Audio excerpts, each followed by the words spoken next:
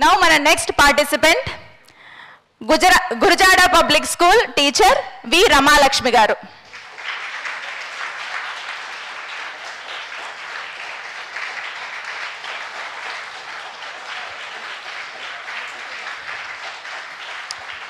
వీరు ఎంచుకున్న అంశం the art of acceptance tolerance.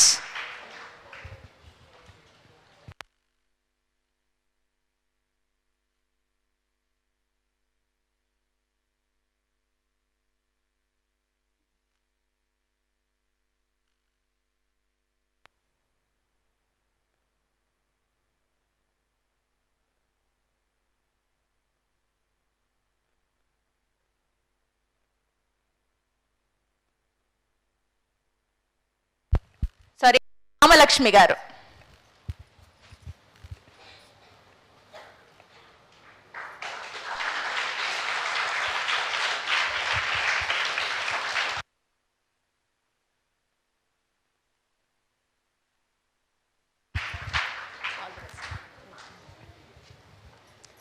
ఓం అస్మద్గురుభ్యో నమః. శ్రీరాఘవం దశరథాత్మజమప్రమేయం సీతాపతిం రఘుకులాన్వయరత్నదీపం ఆజానుబాహుం అరవిందదలాయతాక్షం రామం నిశాచర వినాశకరం నమామి. నేను చెప్పబోయే అంశం తితిక్ష. నా పేరు రామలక్ష్మి. నేను గురజాడ పాఠశాలలో తెలుగు ఉపాధ్యాయుని. తితిక్ష అంటే ఎక్కువ సహనాన్ని కలిగి ఉండడం. సహనం అనేది ప్రతి ఒక్కరూ అలవర్చుకోనటువంటి ముఖ్యమైన లక్షణం. సహనం లేకపోతే మనం ఏ పని చేసినా కూడా అది సహనంతోనే చేయాలి. ఏ పనినైనా అప్పుడు అది విజయవంతంగా అవుతుంది అనటానికి సహనానికి సంబంధించి ఆంధ్ర మహాభాగవతంలో పోతన గారు ఒక చక్కటి పద్యాన్ని చెప్పారు. ఆ పద్యం ఏమిటంటే, క్షమగలిగిన సిరిగలుగును క్షమగలిగిన వాని గలుగు సౌఖ్యములెల్లన్ క్షమగలిగిన దోనగలుగును క్షమగలిగిన వాని మెచ్చు సౌరి సదయుండు తండ్రి. ఈ పద్యం యొక్క భావం ఏమిటంటే, క్షమను కలిగి ఉంటే, ఓర్పు కలిగి ఉంటే విద్య అబ్బుతుంది. ఓర్పును కలిగి ఉంటే సంపద కలుగుతుంది. ఓర్పును కలిగి ఉంటే సుఖాలన్నీ కలుగుతాయి. ఓర్పు సహనాన్ని కలిగి ఉంటే ఆ దయామయుడైన శ్రీహరి కూడా సంతోషిస్తాడని ఈ పద్యం యొక్క భావం. అదేవిధంగా భగవద్గీతలో కూడా సహనం గురించి కీర్తించబడింది. భగవద్గీతలో అర్జునుడికి శ్రీకృష్ణుడు సహనం గురించి చెప్తూ, మాత్రా స్పర్శస్తు కౌంతేయ శీతోష్ణ సుఖ దుఃఖద అగః పాయానిది నిత్యాం పాయోనిదా నిత్యాం తాంతి దీక్ష స్వవారత్ అని చెప్పి ఉన్నాడు. ఈ శ్లోకం యొక్క భావం ఏమిటంటే, మనిషికి దుఃఖం సుఖం అనేవి వస్తూ పోతూ ఉంటాయి. అది ఏ విధంగా అంటే, శీతాకాలం మరియు వేసవికాలాలు ఏ విధంగా వస్తూ పోతూ ఉంటాయో అలాగే సుఖ దుఃఖాలు అనేవి కూడా వస్తూ పోతూ ఉంటాయి. అంటే మనం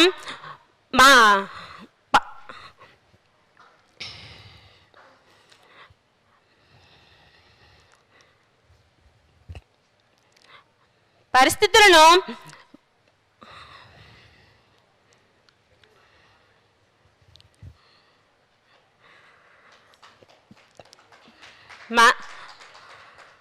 మనలో ఉన్నటువంటి గుణాలను విడిచిపెట్టి మన సహనాన్ని మాత్రమే గ్రహించాలి అని ఈ శ్లోకం ద్వారా మనకు అర్థమవుతుంది. అదేవిధంగా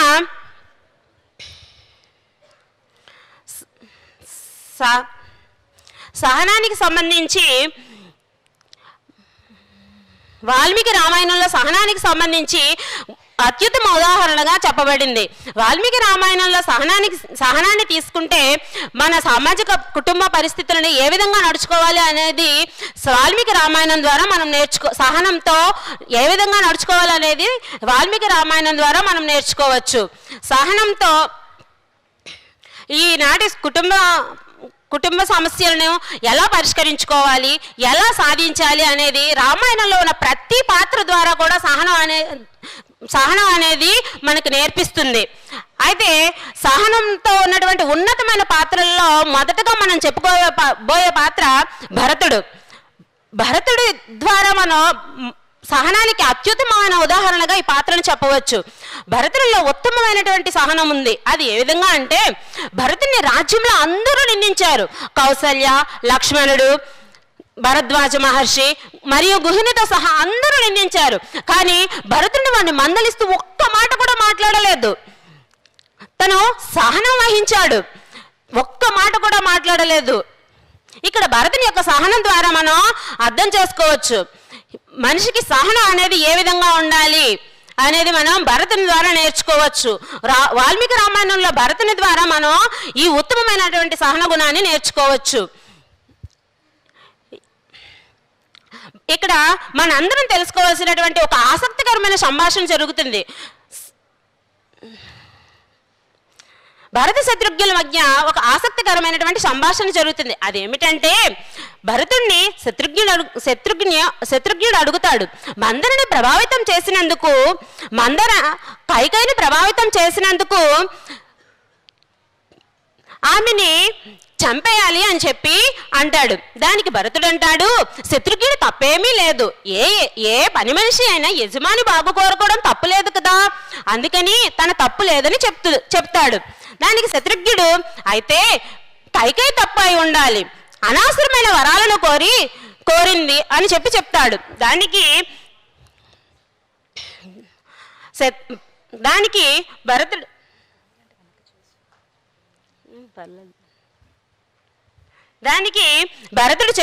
భరతుడు ఏం చెప్తాడంటే, దశరథుని కైకేయి తప్పు కూడా లేదని, ఏ తల్లైనా తన కొడుకు రాజు కావాలని అనుకుంటుందని చెప్తాడు. తర్వాత శత్రుఘ్నుడు, అయితే దశరథుని తప్పై ఉంటుందని, కైకేయి అడిగినటువంటి అనవసరమైన వరాలకు లొంగిపోయాడని అడుగుతాడు. అయితే భరతుడు చెప్తాడు, లేదు, రాజు అనేటువంటి వాడు తనకి ఇచ్చినటువంటి మాటను నిలబెట్టుకోవడం కోసం దశరథుడు ఆ విధంగా చేశాడని చెప్తాడు. అయితే శత్రుఘ్నుడు అంటాడు, రాముడు తప్పై ఉంటుంది, తండ్రి చెప్పిన మాటలకు వినకుండా అడవులకు వెళ్లకుండా ఉండవలసినది కదా అని చెప్తాడు. అయితే భరతుడు అంటాడు, లేదు, ఇది రాముని తప్పు కూడా కాదు, ఏ రాజు కొడుకైనా రాజధర్మాన్ని పాటించాలి, తండ్రిని మాటను పాటించాలి కాబట్టి ఆ విధంగా చేశాడు అని చెప్తాడు. అయితే శత్రుఘ్నుడు అయోమయంలో పడతాడు. ఇంతకీ ఈ విషయానికి బాధ్యులు ఎవరు అని అడుగుతాడు. అప్పుడు దానికి సమాధానంగా భరతుడు చెప్తాడు, ఎవరిది తప్పు కాదు, ఈ తప్పంతా నాదే, ఎందుకంటే నేను గాని పుట్టకపోయి ఉంటే కైకేయి పుట్టేది కాదు, ఈ వరాలను అడిగి ఉండేది కాదు అని చెప్తాడు. ఏ తప్పు చేయకపోయినా తప్పులను తన మీదే వేసుకున్నాడు భరతుడు. ఇందులో భరతుని ద్వారా మనం సహనం అనేటువంటిది ఎంత ఎక్కువగా ఉంది అనేటువంటి విషయాన్ని మనం తెలుసుకోవచ్చు. ఇంకా భరతుడు రాముడికి సింహాసనం మీద తనకు ఆశ లేదని చెప్పి ఉన్నాడు. తన అన్నగారు అడవులకు వెళ్ళినప్పుడు తనని ఒప్పించి పట్టాభిషేకంకి రమ్మని తిరిగి ఒప్పించడంలో అతని అన్నగారు ఒప్పుకోకపోయినా తను అన్నగారికి ప్రతినిధిగా తన పాదుకలను తెచ్చి తన ప్రతినిధిగా రాజ్యాన్ని పరిపాలించాడు. ఇది భరతుని యొక్క గొప్పతనం. భరతునిలో ఎటువంటి చెడ్డ గుణాలు లేవు. భరతునికి అన్ని మంచి గుణాలే. ఆ విధంగా భరతుని ద్వారా మనం ఉత్తమమైనటువంటి సహన గుణాన్ని నేర్చుకోవచ్చు.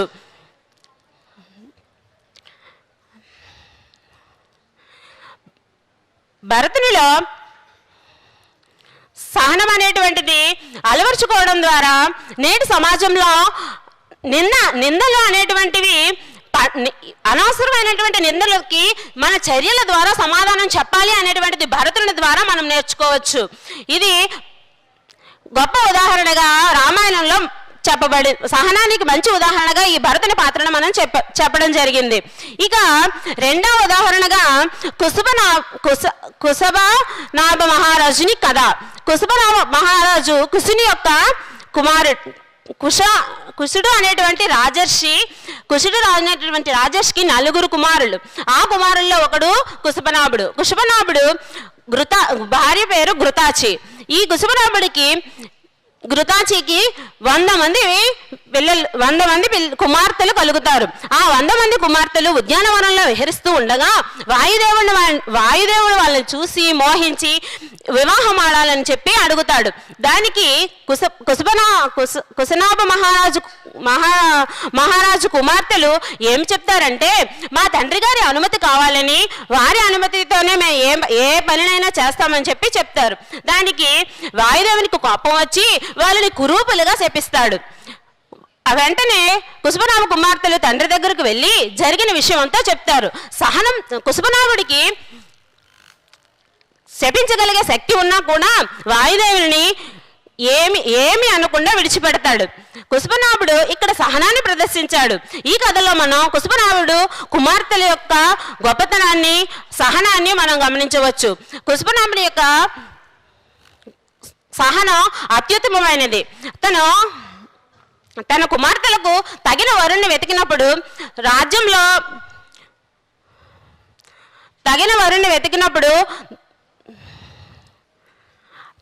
బ్రహ్మదత్తుని అనేటువంటి రాజుని గురించి మంత్రుల ద్వారా తెలుసుకొని బ్రహ్మదత్తుని ఇచ్చి వివాహం చేయాలని చెప్పి అనుకున్నప్పుడు, బ్రహ్మదత్తుని ఇచ్చి వివాహం చేసే సమయంలో 100 మంది అరచేతిని పట్టుకున్నప్పుడు ఒక్కొక్కరు తమ మునుపటి రూపాలను పొందడమే కాకుండా మరింత శక్తివంతులుగా మారుతారు.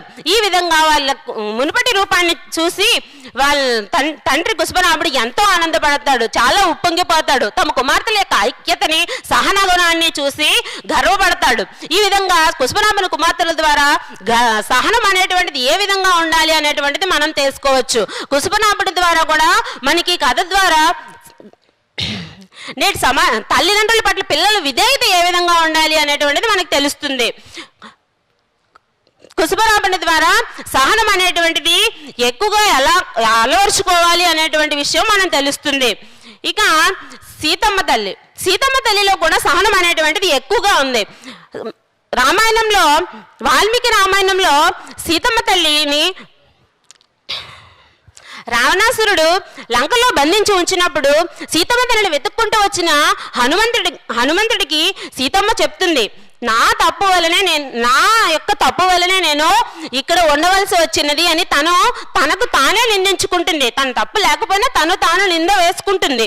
అందే సీతమ్మ తల్లి ద్వారా సహనం అనేటువంటిది మనం అలవర్చుకోవచ్చు అనేటువంటి విషయం అర్థమవుతుంది. సీతమ్మ తల్లిలో సహనం అనేటువంటిది ఎక్కువగా ఉంది. ఈనాటి సమాజంలో స్త్రీలు ఏ విధంగా సహనం వహించాలి, రావణాసురుడి దగ్గర బందీగా ఉన్నప్పటికీ కూడా ఆమె సహనంతో ఎన్నో బాధలు భరించింది, కష్టాలను అనుభవించింది. కానీ ఎదిరించి తన తప్పుకి ఎవరూ కారణం కాదు, తను మాత్రమే కారణమని చెప్పి నిందలని తనపై వేసుకొని తను మాత్రమే భరించింది ఆ నిందలని. ఇది సీతమ్మ తల్లి ద్వారా మనం నేర్చుకోవచ్చు. నేటి కుటుంబ సమాజంలో స్త్రీలు అనేటువంటి వాళ్ళు సహనాన్ని కలిగి ఉండాలి అనేటువంటి విషయాన్ని సీతమ్మ తల్లి ద్వారా మనం నేర్చుకోవచ్చు. శబరి ద్వారా కూడా మనం శబరి పాత్ర కూడా వాల్మీకి రామాయణంలో ఉత్తమమైన సహనానికి సంబంధించి ఉత్తమమైన పాత్రను కలిగి ఉంది. సహనం అనేటువంటిది కలిగి ఉండాలని కాలంలో వేచి ఉండడం ద్వారా సహనం అనేటువంటిది కలిగి ఉండాలని శబరి రాముడు వచ్చిన తరువాతే తన దేహాన్ని విడిచిపెట్టాలనుకుంది. రాముడు వస్తాడు, ఈ రోజు వస్తాడు, రేపు వస్తాడు, ఏదో ఒక రోజు వస్తాడు అని తన జీవితాంతం రాముడి కోసం ఎదురు చూస్తూనే ఉంది.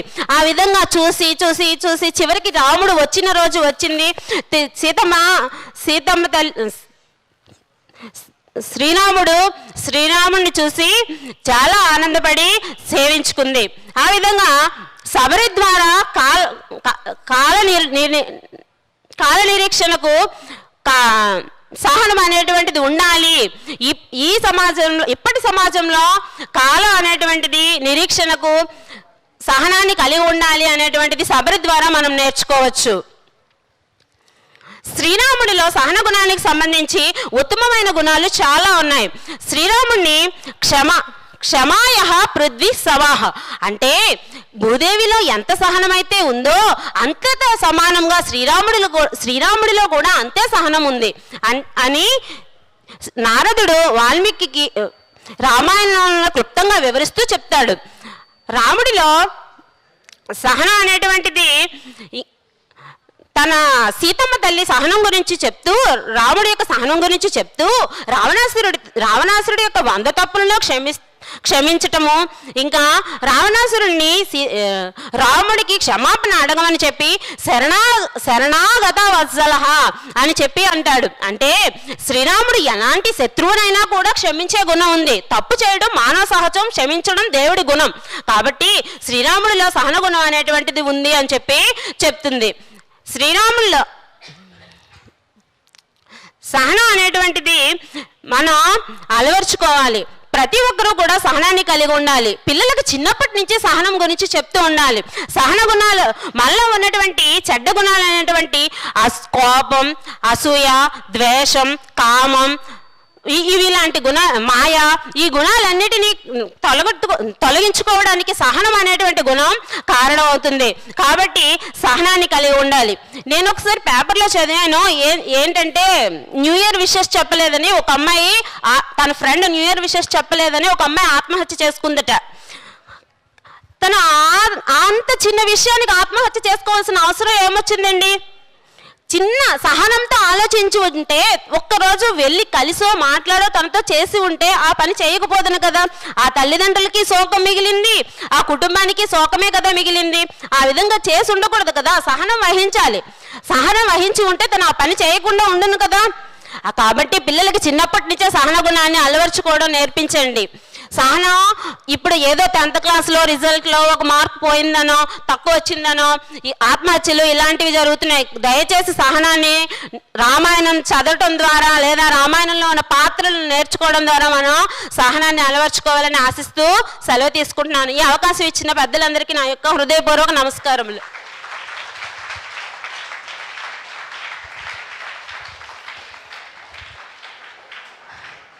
రామాయణంలో సహనం, క్షమ గురించి చక్కగా వివరించిన రామలక్ష్మి గారిని సత్కరించవలసిందిగా నారాయణం కుటుంబ సభ్యులు రమ్యశ్రీ గారిని, గౌరీ నిత్య గారిని కోరుతున్నాం.